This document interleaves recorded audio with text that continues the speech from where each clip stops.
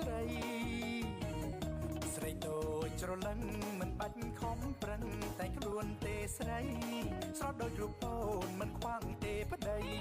ស្រស់ដូចរូបអូនមិនខ្វាងទេប្តីប្រកុំមកស្ដីស្គាល់គេកាលណាប្រកុំមកស្ដីស្គាល់គេកាលណា